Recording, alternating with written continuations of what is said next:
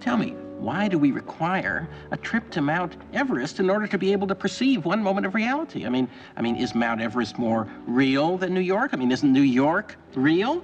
I mean, you see, I think if you could become fully aware of what existed in the cigar store next door to this restaurant, I think it would just blow your brains out. I mean, isn't there just as much reality to be perceived in the cigar store as there is on Mount Everest? I mean, what do you think? You see, I think that not only is there nothing more real about Mount Everest, I think there's nothing that different in a certain way. I mean, because reality is uniform in a way, so that if your perceptions are, if your own mechanism is operating correctly, it would become irrelevant to go to Mount Everest and sort of absurd because, of course, on some level, obviously, it's very different from a cigar store on 7th Avenue. Well, I agree with you, Wally.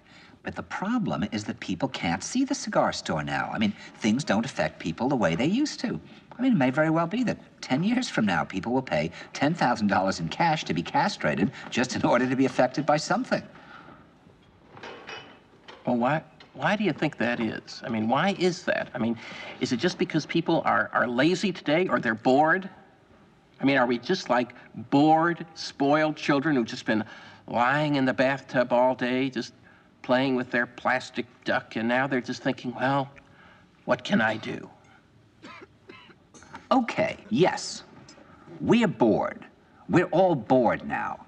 But has it ever occurred to you, Wally, that the process that creates this boredom that we see in the world now may very well be a self-perpetuating, unconscious form of brainwashing created by a world totalitarian government based on money, and that all of this is much more dangerous than one thinks? And it's not just a question of individual survival, Wally, but that somebody who's bored is asleep, and somebody who's asleep will not say no? See, I keep meeting these people. Just a few days ago, I met this man whom I greatly admire. He's a Swedish physicist, Gustav Bjornstrand, and he told me that he no longer watches television, he doesn't read newspapers, and he doesn't read magazines. He's completely cut them out of his life because he really does feel that we're living in some kind of Orwellian nightmare now, and that everything that you hear now contributes to turning you into a robot.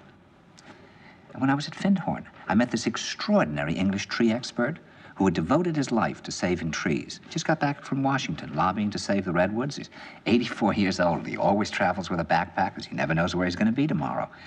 And when I met him at Findhorn, he said to me, "Where are you from?" And I said, "New York." He said, "Ah, New York, yes, that's a very interesting place. Do you know a lot of New Yorkers who keep talking about the fact that they want to leave but never do?" And I said, "Oh, yes." And he said, "Why do you think they don't leave?" I gave him different banal theories. He said, "Oh, I don't think it's that way at all."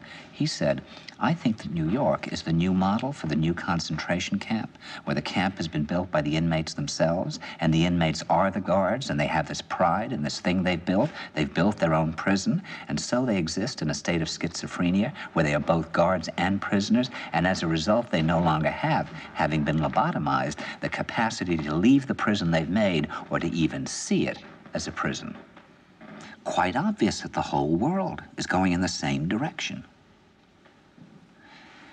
See, I think it's quite possible that the 1960s represented the last burst of the human being before he was extinguished, and that this is the beginning of the rest of the future now, and that from now on there'll simply be all these robots walking around, feeling nothing, thinking nothing, and there'll be nobody left almost to remind them that there once was a species called a human being, with feelings and thoughts, and that history and memory are right now being erased, and soon nobody will really remember that life existed on the planet. You see, I keep thinking that what we need is a new language, a language of the heart, languages in the Polish forest where language wasn't needed, some kind of language between people that is a new kind of poetry. It's the poetry of the dancing bee that tells us where the honey is.